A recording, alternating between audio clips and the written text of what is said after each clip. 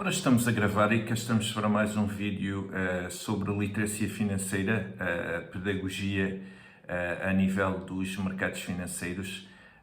Agora, por acaso, como tenho estado ocupado, há algum tempo não gravava, mas continuamos com o livro de Lynn Alden, Broken Money, e, portanto, continuamos a desbravar este livro que nos dá uma perspectiva da mudança de paradigma que estamos a passar neste momento. Segundo Dalio, mais uma vez, em Lynn Alden, também dá demasiada ênfase a este autor. Portanto, os mercados financeiros e a economia move-se em ciclos. Nós estamos a atingir o final do ciclo de Bretton Woods. Aliás, todas as grandes guerras e todas as volatilidades e anomalias a nível do comércio internacional e da geopolítica são demasiado evidentes para saber que qualquer coisa vai transpirar e que nós, não tendo certezas e apenas probabilidades, a única coisa que podemos fazer é estar preparados para. Portanto, Broken Money, a autora no capítulo 5 fala-nos do Proto-Banking and the Ayala System. Portanto, isto são palavras um pouquinho complicadas, mas agora analisando um caso mais prático que eu escolhi, vocês vão compreender melhor. Desde a antiga Babilónia, portanto, passando pela Grécia Antiga e procurando no Renascimento que a exploração dos vários continentes colocava problemas ao nível do dinheiro, um fundamental sempre se manteve: como transferir sem riscos ou pesados impostos ou penalizações de dinheiro a longas distâncias. A autora dá vários exemplos e escolhemos aqui este Ayala System para vocês ficarem com uma ideia de como é que isto se processa. Isto porque quando começam a surgir estes problemas geopolíticos e geoestratégicos, os países não querem que o dinheiro, que o capital saia, portanto, do seu país, que é mesmo assim, porque a migração de capital para outros países poderá enriquecê-los.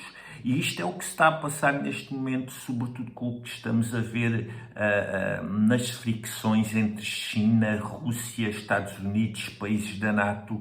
Isto tem tudo a ver com trading e tem tudo a ver com geopolítica. Eu não me vou adiantar muito, mas ainda agora estamos a ver aquilo que se está a começar a passar para a Venezuela, e não pensem que os Estados Unidos, por si só, quer salvar os venezuelanos de um sistema maléfolo.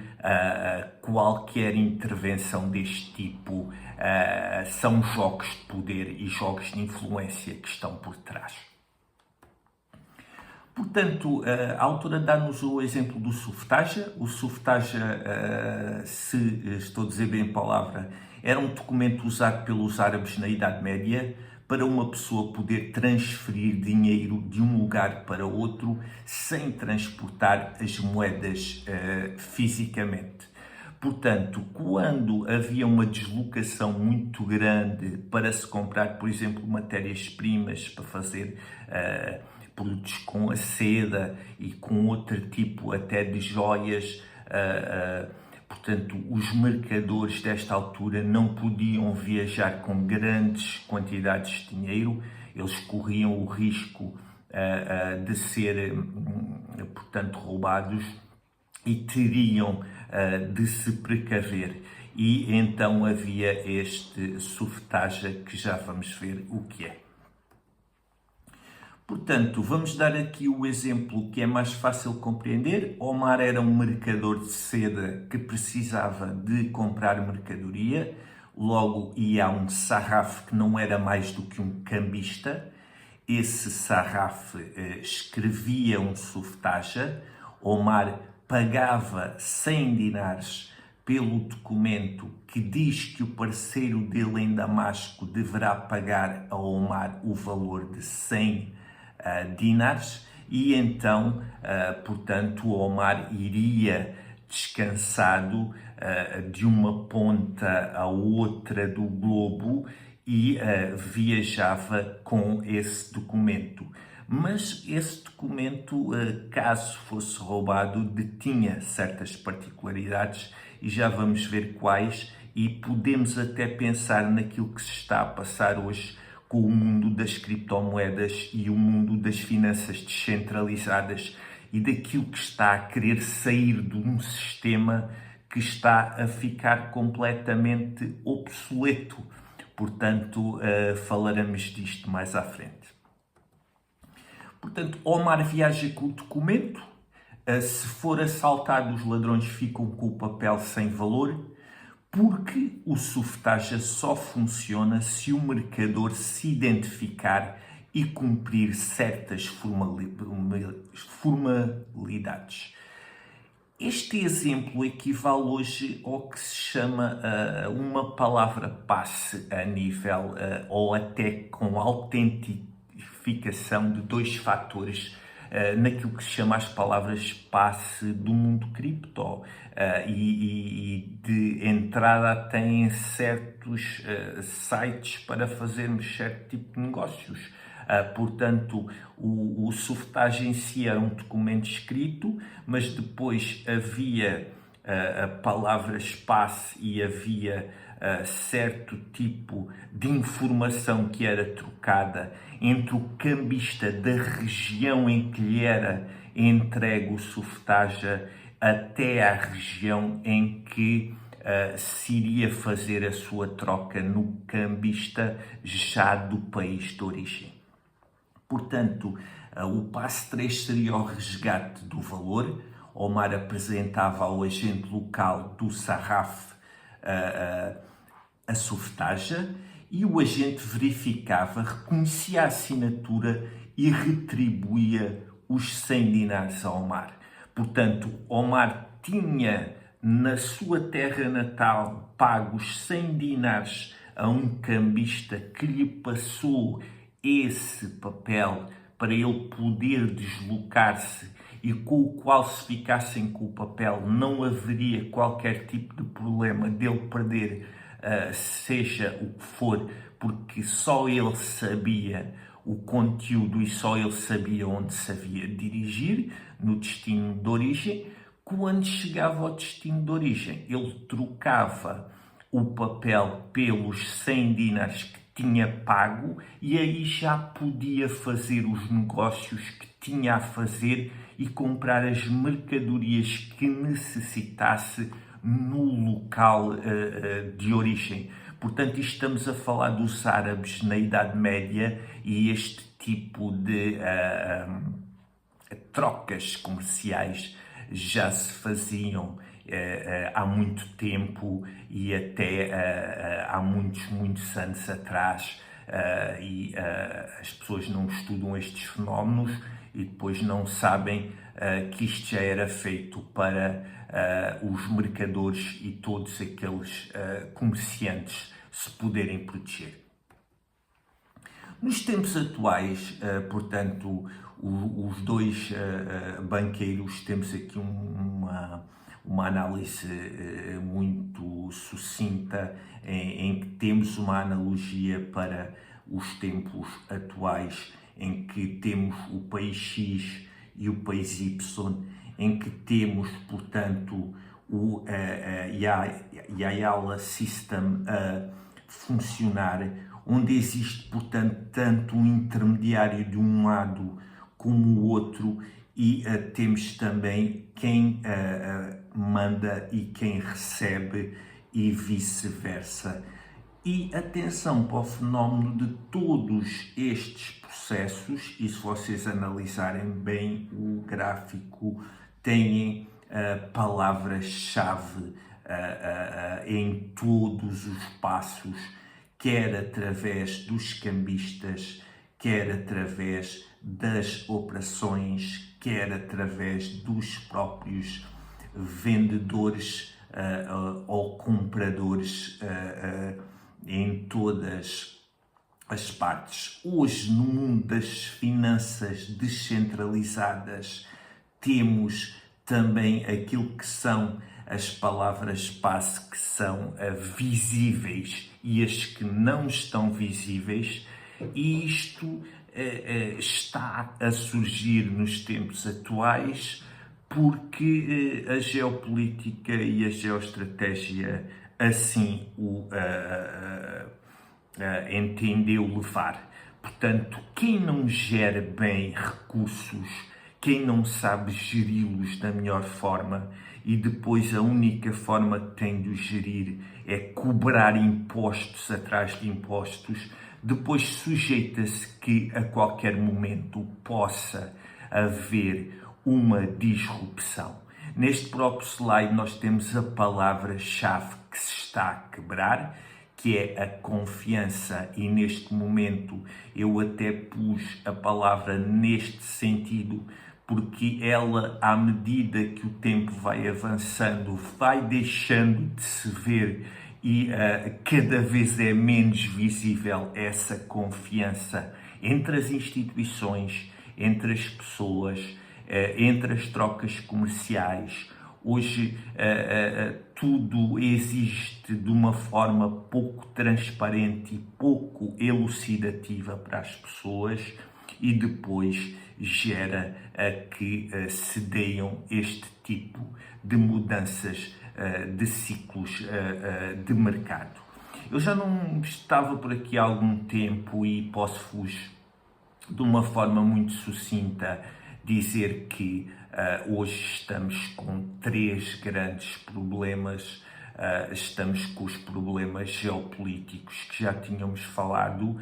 A Primeira e a Segunda Guerra Mundial também não surgiram por um fenómeno isolado que os livros de história retratam, surgiram porque pequenos conflitos foram-se desenvolvendo ao longo do tempo, e é aquilo que nós estamos a assistir em Israel, Palestina, Ucrânia, Rússia, agora Estados Unidos, Venezuela e, portanto, todos os que já existiam, sobretudo na região de África. E estes pequenos conflitos, grandes para as pessoas que lá vivem, nesses locais, claro, depois vão como sendo uma bolha que se reforça caso as pessoas não tenham moderação e bom senso. Aqui, a nível da nossa, portanto, da nossa economia e da nossa política monetária, continuamos a fazer o mesmo caminho absurdo, portanto, não mudamos de paradigma. Havia 4 formas de tentar resolver os problemas, que era gastar menos, portanto, fazer reestruturações e negociações para se apostar em setores-chaves, porque os países, as empresas e as pessoas não podem ir a todas, digamos assim. Temos de ter visão, temos de ter estratégia, temos de ter objetivos e temos de saber no que apostar as fichas e quais é que são os recursos em que podemos desenvolver mais a nível de países, de pessoas, de empresas e de instituições. Depois também teríamos no número 3, aí sim, a impressão de papel moeda, depois dessas renegociações e de apostar as fichas nos locais certos.